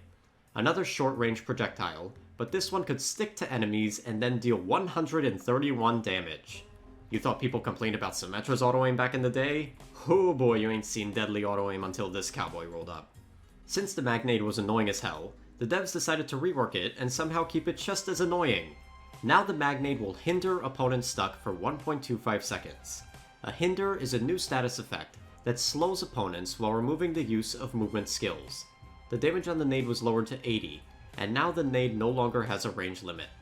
It only took Overwatch 6 years to add a cripple to the game. I am of a mixed opinion on the new Magnade. On the one hand, I think mobility runs rampant in Overwatch, and it's awesome to see a fair counter for it in the form of a cripple. But on the other, the Magnade cripples and slows by 25%. That on top of the burst of 80 damage makes the ability quite frustrating to face. I believe that lowering the damage and possibly removing the slow would make the ability feel more fair. Of course, Cass got other changes going into the sequel, with the theme being sustain and damage reduction. High Noon now grants 40% DR. Still sucks though. The combat roll initially provided 50% damage reduction for 0.4 seconds, and that was just recently buffed up to 75%. Also semi-recent was the revert to Cass's base health, with it once again going to 225. The direction for Cassidy in Overwatch 2 is a bit odd. I get what they're going for with a sturdy anti-flanker, but when you think of a cowboy, your first thought isn't going to be, oh man, that guy is tanky, he could take a beating. If they really want to continue with the DR route, then I think combat rolls should have a lingering but lower damage reduction amount instead of a burst of 75%. As of right now, Cass is outranged by snipers and outclassed by brawlers. Not worth playing in my eyes. Next up is our first tank, D.Va, who going into Overwatch 2 didn't get much. The most notable changes were a small health bump going from 600 to 650, and an increase in defense matrix uptime going from 2 to 3 seconds. For me personally, I feel that D.Va did not make the transition from off to main tank properly. While 3 seconds of matrix is nice, there is a lot of damage that can bypass that, most notably from Zarya.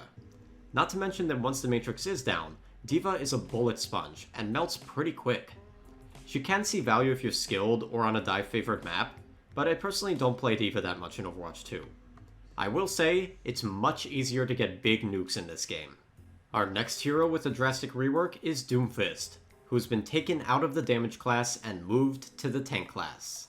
Let's begin. HP was upped from 250 to 450. Hand cannon damage was lowered, but reload was made faster. Rocket Punch charges faster, but no longer one-shots, thank god. Rising Uppercut has been removed and replaced with Power Block. This ability decreases damage taken from the front, and with enough damage blocked, will empower Rocket Punch. An empowered Rocket Punch does more damage, stuns for longer, moves further and travels faster, and has a bigger hitbox. The Seismic Slam can now be used upwards, akin to a Winston Leap. The scaling damage was removed, and it now deals a flat 50 damage. Initially, it slowed enemies hit, but that stat got the boot. Meteor Strike had its damage lowered, but it now slows enemies hit for 2 seconds. Like a good number of tanks, Doomfist was pretty weak on release. His playstyle suited the dive tank role, but some stats were lacking. So he got the Junker Queen treatment, the most notable being on December 6th. Best defense passive, HP cap and temp health gained increased. Power block cooldown and duration increased. Additionally, the damage needed for an empowered punch was lowered. Also, Rocket Punch cooldown was lowered to just 3 seconds. This on top of a shift in damage, with more power going into the initial hit and less going on a wall slam. Meteor Strike slows for a second more and empowers Rocket Punch upon activation. Doomfist was insane at this time. The 3-second cooldown on Rocket Punch meant he was hyper mobile, and the buff to the best defense passive made him incredibly tanky. I distinctly remember trying Doomfist at this time, playing horribly, but winning the game solely due to the insane overhealth you could get by hitting the slam.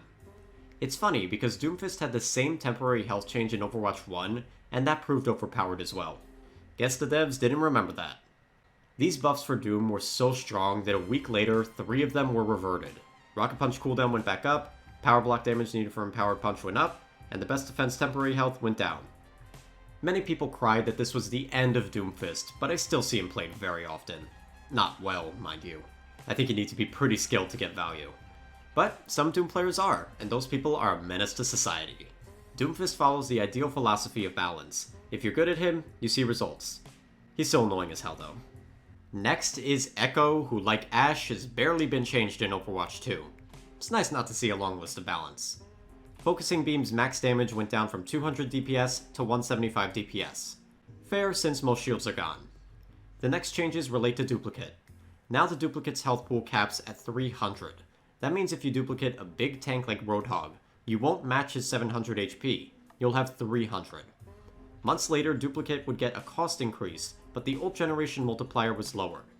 Due to the Duplicate nerfs, Echo lost a lot of power in Overwatch 2. The main strength of copying a tank is gone now that you don't have the bolstered health pool. The lack of reliability from the ultimate is made even worse with the ult generation modifier going down. I personally find Echo hard to play, but she does excel in dive-heavy team comps. Oh yeah, forgot to mention, of the original heroes from Overwatch 1, Echo was the only one to not receive a redesign. Next up is Nini Genji with just one overall change. Damage on shurikens went down from 29 to 27. And oh man, did the Genji mains cry about that 2 damage. Completely neglecting the fact that due to the original DPS passive of bonus move speed, that Genji was a backline menace. This hero is one of 3 responsible for that passive getting gutted. Following Nini Genji is his brother Nini Hanzo. Spam arrows damage went down by 5. Wowzer Max! Even more wow was the answer to the one-shot meta in 2023.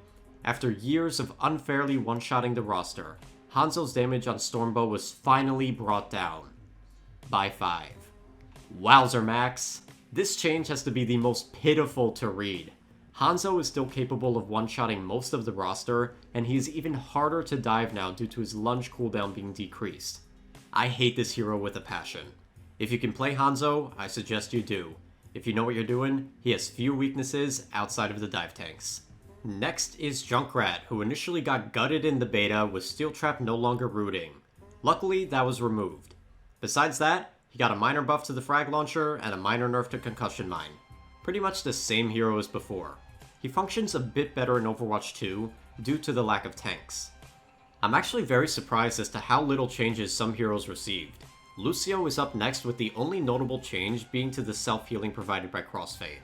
The self penalty was increased from 30% to 60% to accompany the new support passive.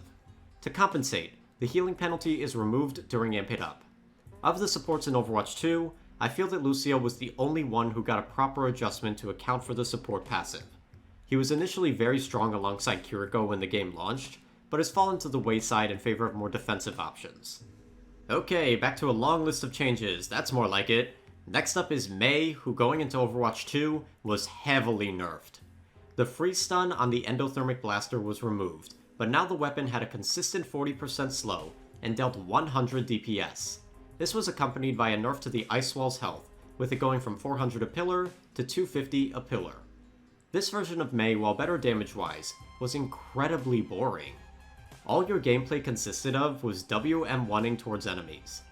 The 100 DPS provided by the blaster is on the lower side, but it's bolstered in strength with the strong 40% slow, as well as the piercing damage the weapon provides. Since there were many complaints that Mei was a boring W plus M1er, she received a mini rework in June. The damage on the blaster was brought down to 55 DPS, but once again, the slow scales with hits, eventually leading to a deep freeze. The deep freeze boosted the slow to 75% for 1.5 seconds. Additionally, if Mei hit an icicle or a melee attack on a deep freeze target, they would take an additional 40 damage. The goal of this version of Mei was to return the freeze and icicle combo from Overwatch 1. While it felt weak, it was a bit more interesting to play as. Well, all those changes were reverted quite recently, and Mei is back to WM1ing. What a shame. I fully believe that Mei should have been reworked into a tank. Her whole kit screams tank. Anytime Mei is played in a high level, it's to be a pseudo-tank. There was even an experimental card in Overwatch 1, where Mei was a tank, and it had high praise. Why is the Overwatch team so stubborn on keeping Mei as a DPS? It's not like there's a shortage of them. Next up is Mercy, and Lord have mercy. She's been through a lot. The most notable change in the beta was the introduction of Super Jump into Mercy's base kit. For those who are not aware, in Overwatch 1, a tech was discovered where by holding crouch and GA at the same time, Mercy could fling herself upwards to gain height. The devs didn't like that you needed to use a bug to access this tech, so they made it base kit. Now while you're traveling with GA, a progress bar will fill up, and then you could hit crouch to sling upwards. The more progress in the bar, the higher the jump. Because of this tech, Mercies of all skill levels have access to incredible mobility. This was all Mercy had going out of the beta. Eventually after launch, she got a laughable buff to her ammo count, before receiving her mini rework akin to Mei. The staff's healing was lowered from 55 to 45 healing per second, but it healed 50% more to allies under half health. This meant that critical allies were healed for 67.5 healing per second. This change to the healing also affected Valkyrie, where normally it healed 60 health per second, but allies under half were healed for 90 health per second, which is quite substantial. Additionally, Mercy had a new second passive called Sympathetic Recovery, where Mercy would self-heal for 25% of the healing done with the staff. This comboed with a nerf to GA's cooldown meant Mercy was a mega heal bot for this patch. I know quite a few people enjoyed these Mercy changes, but I did not. Fighting a Mercy pocket was unbearable, and the sheer healing provided by Valk was tough to push through. So I was quite pleased when all these changes were reverted soon after. Following that fiasco, Mercy's most recent change is to damage boost, with the blue beam now amping damage by 25%, down from 30%. The loss of tanks has massively pushed the power of damage boost, so I think the slap on the wrist was fair. Unfortunately, no changes came to Mercy's res, which is baffling since like Brig's Shield Bash, it was a high topic of criticism. Currently, Mercy is playable, but only if you have a good team. If your team is trash, you as Mercy are trash. That's one reason I could never get into the character. Mercy isn't a hero. She's an accessory to another hero. I'm not a fan of that babysitting playstyle, but I know plenty are, so you do you, Mercy mains. Next up is Moira, and despite a list of balance, little has changed from Overwatch 1. The only notable changes are to her damage orb, which now restores healing resources, and being able to use Fade while in Coalescence. I do want to bring up the Necrotic Orb fiasco from the second beta. In the beta, Moira's damage orb was replaced with the Necrotic Orb. This orb would travel in a straight line and explode upon hitting an enemy or a surface. Upon detonation, enemies hit took 50 damage and were weakened for 4 seconds. Weakened enemies dealt 75% less damage. This change never made it to live because it was insane. The premise is good, yes, a nice way to counter the high damage in this game, but a 75% reduction on a 10-second cooldown? You might as well not even play the game when you're tagged with this. Currently, Moira is the support who's outclassed by everyone. You have high healing, sure, but so do other supports, and they have utility as well. You have decent damage, okay, but again, so do other supports. Another issue is the high healing currently negates Moira's main use in being the DPS support. Coalescence especially can easily be out-healed by an enemy support. I remember the devs mentioning the idea of giving Moira a new ability tied to her reload. If they went through with this idea, I'd like to see the Necrotic Orb return, but it needs some drastically lowered stats, like maybe a 20% damage reduction and introduce some form of a charge up. Next up we have Orisa, who probably received the most drastic rework going into Overwatch 2. Base health was upped from 400 to 550. Fusion Driver, now called the Augmented Fusion Driver, functions the same but now runs on a heat meter instead of using ammo. The weapon also now has damage falloff. Halt was replaced with the Energy Javelin, where Orisa throws a spear that damages and stuns opponents. Fortify now slows you, but provides overhealth on top of the DR. Protective Barrier was replaced with Javelin Spin, essentially a Diva Matrix that does damage and applies knockback to enemies hit, while also boosting Orisa's move speed. Supercharger was replaced with Terra Surge, where Orisa pulls in opponents, gains Fortify, and then can slam down for massive AoE damage. Initially, while reading these changes for the first time, I was concerned that Orisa got the Symmetra treatment, where so much of her kit was booted and the current hero would feel unfamiliar to those who previously played her. In-game though, Orisa hosts my favorite rework going into Overwatch 2. You feel like an unstoppable machine, shutting down everything the opponent can do. Unfortunately, This is where some problems arise within the community. Due to being able to rotate her defensive cooldowns, Orisa can feel like the only tank without a counter. Not to mention, she can excel at bullying other tanks.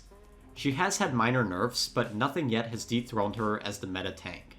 I do believe Orisa's prevalence is boosted by the heal creep meta. If healing is brought down, all Orisa needs is a slight cooldown increase to either fortify or javelin spin, and she will feel fair to fight. Funny enough, but in retrospect, I believe Orisa was the culprit for the move to 5v5. The original barrier had a short 6-second cooldown, with a 20-second uptime. If managed well, by the time the shield went down, Orisa could have another ready to go. I fully believe that if this Orisa rework went to Overwatch 1, we could have kept 6v6. Another damage hero with next to no changes. Most notable for Pharah is Concussive Blast dealing 30 damage and bonus knockback on a direct. In my opinion, Pharah is the most poorly balanced hero in this game, and she accentuates the rock paper scissors playstyle that is infamous in Overwatch. If you play her into a team with melee or projectile heroes, you are going to sweep them. The second someone swaps to a hit scan though, it's game over. This boom or bust playstyle is really lame.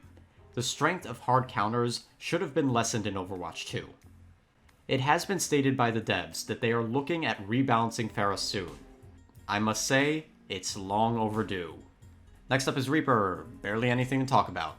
Pick this character if you want to further bully tanks. You suck against everything else. Reinhardt was fed pretty well going into Overwatch 2. Base health went from 500 to 600. Charge now has an increased steering rate, a lower cooldown, and can now be manually cancelled. Pin damage did go down, but you could still one-shot most heroes. Fire Strike was massively buffed, with the ability having 2 charges, but damage went down from 100 to 90 to avoid 2-tapping squishies. Barrier Field's health and regenerate went down to reinforce the barrier's bad mentality in Overwatch 2. Despite being popular with Lucio Kiriko Rush, Rein received some substantial buffs in February. Charge cooldown went to 7 seconds, making him more mobile. Fire Strike's damage went up from 90 back to 100, meaning that Rein can 2-tap squishies. And Earthshatter took a damage nerf, but the stun duration went up. Oh yeah, barrier health also went up by 200. My thoughts on Rein? He's the mercy of the tank class. With a good team backing him up, he could feel oppressive. If you don't have that team though, you are going to be bullied hard. In my opinion, Reinhardt should always be a solid middle-of-the-road option. If he's ever not good, then there's a serious problem with balance. Next we get to the most pitiful of the heroes in Overwatch 2, Roadhog. So remember in Overwatch 1, where Roadhog was the definition of an off-tank? 0 team defenses, but great pick potential for a frontline. Well, now that he's the only tank on a team, he should get quite a power shift. Well, base HP went from 600 to 700, and Take a Breather heals 50 more. Okay, you can't get stunned out of your ultimate anymore. And you could use abilities while in your ult. For a while, that was it. Roadhog did have a short-lived meta thanks to Kiriko cleanses and his one-shot capabilities, but that was butchered. The last notable buff to Roadhog was in June, where Take a Breather now amplifies healing received when the ability concludes. Ah yes, more healing creep. Currently, Roadhog is the worst tank in the game by far. He is slated to get a rework this season, but shame on the Overwatch devs for leaving this hero in such an unplayable state for so long. Surprisingly, we have a tank with very few changes. In the beta, all Sigma received was a bump in health going from 400 to 550, and a buff to Accretion's damage going from 70 to 100. This allowed Sigma to combo Accretion with Hyperspheres for a one-shot combo. Well, that was removed when the damage went back down. Judging by the lack of changes, it's safe to say that Sigma was quite strong in Overwatch 1. I will note that the loss of a second tank is a massive undocumented nerf to Sigma. Now, if a frontline threat gets close to you, you no longer have an Orisa or Zarya to cover for you. Sigma is still fine, but it's preferable to play him on maps with long sightlines, like Circuit Royale. One tiny change I'd love to see for Sigma is the stun from Accretion scaling with distance, like it did back in his release. It was so satisfying to land those long-range rocks. Despite the lack of changes, Soldier 76 was a bit problematic going into Overwatch 2. In the first beta, nothing was changed about him, but the lack of tank prevalence meant that he had free reign on the map. When paired with a Mercy damage boost, he was the most oppressive hero to fight. He did get slapped with a damage nerf before getting his damage bumped back up later and then lowered again, but as of right now, Soldier is fine. You're probably better off with running Sojourner Bastion, but you could still play him if you want. Next up, we have Sombra, who is this game's Symmetra with not one, but two reworks. Let's discuss the initial rework first. The hack had its cooldown slashed in half, going from 8 to 4 seconds. The silence on enemies afflicted was lowered from 5 to 1 second, but now, hacked enemies were revealed to Sombra and her team for 8 seconds. Additionally, Sombra's Opportunist passive was buffed. Now it made Sombra deal a whopping 40% bonus damage to hacked targets. Needless to say, that was very strong. For the first month of Overwatch 2, Sombra ran rampant with fellow ninnies Tracer and Genji. If she got the hack on you, you were toast. Eventually the hack damage multiplier was nerfed, and afterwards Sombra sat in a pitiful state. Up until very recently was Sombra's second rework in Season 7. The most notable changes include the old Opportunist passive getting booted, and now Stealth taking its place as a passive. Sombra got a new ability, Virus, which is a projectile that deals dot damage. The damage comes out faster on hacked enemies, which still allows for that burst playstyle. Translocator now auto-teleports you after it's thrown, which removes the campy get-out-of-jail-free playstyle. Surprisingly, I give the Overwatch team credit with the new Sombra. She feels like a fun flanker now, and not this awkward utility DPS that doesn't do anything. Symmetra. Oh boy, you guys know you're in for one, right? So, Symmetra was my main in Overwatch 1, and was historically one of the least played heroes towards the end of Overwatch's lifecycle. Her 3.0 rework was not planned carefully like the Overwatch 2 reworks, and because of it, she lost her original identity and playstyle. Her new playstyle with 3.0 was to taxi teammates with her teleporter. In the Overwatch League, the highest level of play, Symmetra will often be used to TP out of spawn, and then get swapped out for a better DPS. So obviously with a glaring playstyle issue and a split player base, Symmetra was slated to get a rework going into Overwatch 2, right? I mean, she didn't get anything in the first beta, and she was teased to go back to support in the months prior. Well, coming out of the beta, notable changes include max ammo on the photon projector going up from 70 to 100, but the weapon no longer gains ammo on shields. Teleporter has now been reverted to the initial 3.0 version, with it having an uptime of 10 seconds and a cooldown of 12 seconds. However, TP health went down from 300 to 200 HP. Turret slow was reduced, but they move faster in the air, and the most notable, orb speed was doubled, but their damage was cut by a quarter. I have no idea what these changes intended to accomplish. There's some buffs, accompanied by nerfs. Ammo on the projector? Fine, there's less barriers overall, so having Symmetra rely on them to be useful is silly. Secondary changes? Move speed was nice, but needing to 3-tap squishies instead of 2-tapping was a massive time to kill increase. Teleporter revert? Alright, but why the health nerf? Is it really that hard to deal 300 damage on a stationary object? Going into live. On December 6th, Symmetra received her first substantial changes. The photon projector charge time was decreased by 20%. Now instead of taking 1.3 seconds to charge, it took 1.09 seconds to charge. However, the weapon decay rate was also decreased. This on top of a revert to the weapon's ammo count, with the function to gain ammo off of shields being reverted. Increase in charge time? Very nice. The nerfing of base ammo in favor of gaining ammo on barriers again? Sucks. Do remember that only 4 tanks possess a barrier. If you aren't fighting one of those tanks, then this is overall a net nerf. For a long time, Sim remained like this. Some Sim elitists said she was fine. I personally didn't see it as she was run over by other brawlers, and didn't have the long-range capabilities to contest snipers. Finally, in July 2023, Symmetra receives 3 notable changes. The secondary's damage was increased from 90 to 100, once again allowing for 2 taps. She got a new passive tied to the photon projector, where by damaging shield health, Symmetra can regain her own shields. But this came at a massive cost in the form of the new turrets. The DPS per turret was lowered from 40 to just 25. But now, they reveal enemies! Wow! Symmetra is definitely a flanker worthy of using such intel. The Shield Siphon passive is doubly confusing, since there was a conscious decision to reduce the prevalence of barriers in Overwatch 2. This new passive seems like a change to counter double shield, but spoiler alert, we haven't seen that since 6v6. I believe that the devs have zero idea on what they want Symmetra to be, She's being pulled in so many different directions.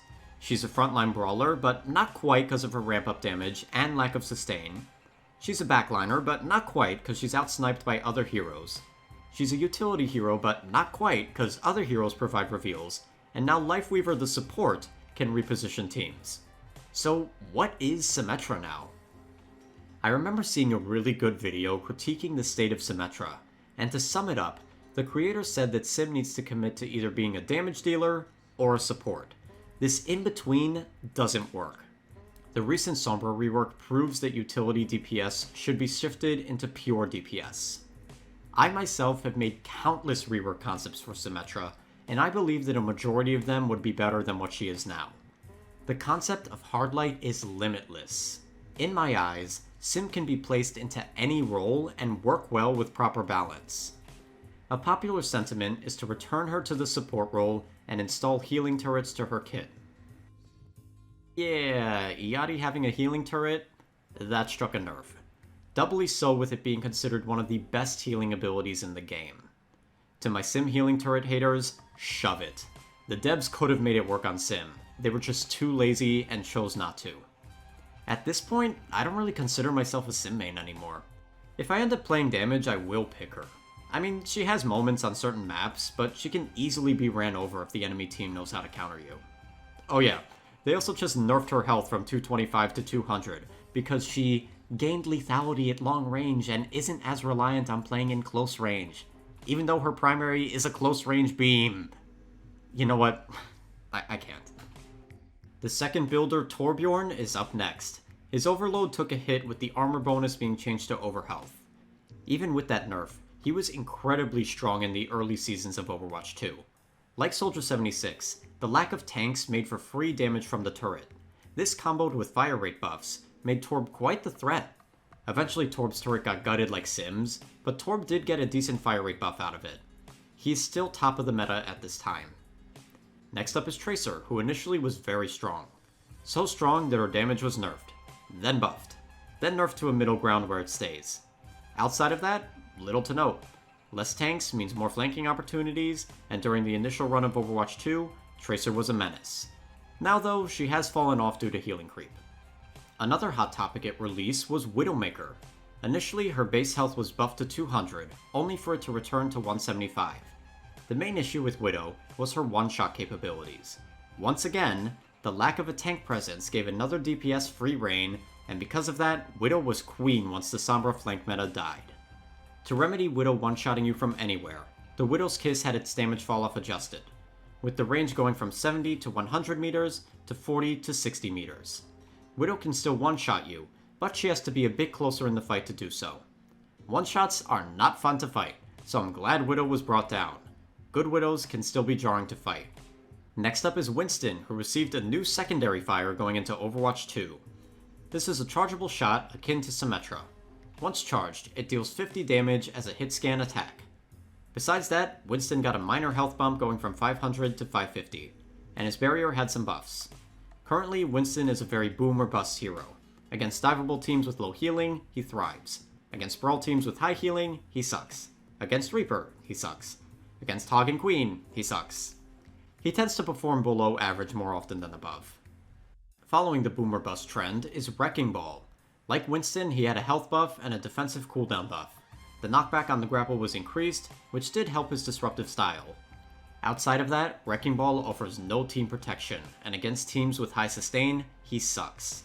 He doubly sucks if you play into counters, most notably being Sombra and Mei. Our last tank is Zarya, and in my opinion, she is the only off-tank to make a proper transition to a point tank. That is thanks to her bubbles now being on shared charges with shared cooldowns. To make that simple, you can bubble yourself twice now, or you can bubble your target twice now. This bolstered defense peaks with Zarya's already high damage. I see no reason to not pick her. The only reason one should swap is if you're getting outranged. She's that good. While she is stronger now, I feel that the double bubble dumbed down this hero a lot. In Overwatch 1, a Zarya player was massively punished for misusing a bubble. In Overwatch 2, just put up another one. This is much easier to do with the ally bubble cooldown going from 10 to 8 seconds. Last up we have Zenyatta. Notable change going to Overwatch 2 was the introduction of the new Snap Kick passive, which boosts quick melee damage and instills a knockback to enemies hit. A useful and meme-worthy addition to Zen's kit. Up until recently, Zen has seen little changes. The only notable changes he's had surround his Discord orb. The uptime after breaking line of sight was lowered from 3 to 1.5 seconds, and a recent one, where the orb has a 7-second window, where it can't be used on the same enemy twice. Let me tell you why this ability is getting clobbered. Discording tanks invalidates them, and wins you games. In Overwatch 1, discording a tank was powerful, but due to the presence of a second tank, one tank could peel for the other. Now that's gone, and Zen's Discord orb has been massively boosted power-wise. I'm surprised it took them this long to hard nerf the ability. Of course, they did it in a clunky Blizzard fashion, but still. If you play a tank without a barrier against Zen, then good luck. You'll be shredded before you even get close. Like I've been saying with most supports, Zen is a great pick. You don't contribute to the heal creep, but can help fight against it. That is, if you don't get capped by a Yachty first. Oh yeah, they also buffed his health to 225 now, so yay. In conclusion, the balance as usual is all over the place. I was hoping the change in management for the team would showcase better balance, but so far it is not. We're dealing with the same BS as Overwatch 1. Certain heroes get overbuffed and dominate the meta until they're brought down, or others get power crept to match. Many changes feel slapped in with little thought put behind them. Key examples being the mini Mercy and Mei reworks, while other characters are handled with immense care so as to not ruin them. Key examples being Hanzo and Ana. One major criticism I have with the balance is the lack of the experimental card or the PTR. Now changes are announced often on patch day, and, well, that's it. Take it or leave it. I mean, it's not like the devs listened to feedback from the experimentals anyways, but the illusion of feedback was there. Now there's nothing, and the balance is just as garbage as before. So, Overwatch 2 a year later. Is it worth playing? The predatory monetization scheme will drive many away, but I always base a game on gameplay. In that respect, I'm neutral about Overwatch 2. Many heroes are quite fun and can't be found outside of Overwatch. Generally, gameplay-wise, Overwatch 2 isn't that different from 1, so if you plan to play casually or in short bursts with little thoughts going to balance, then go for it. If you want an FPS to hold your interest, I would advise against playing Overwatch 2. The questionable balance, as well as the lack of playstyle variety, will eventually bore you. If you want a casual FPS game to sink hours into, I recommend Overwatch's two competitors, TF2 and Paladins. Both play similar to Overwatch, with the caveat of multiple customization options.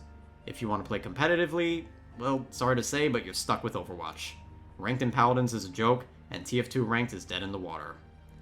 The least I could say about Overwatch 2 is that it's free, so I will definitely recommend trying it out and seeing for yourself.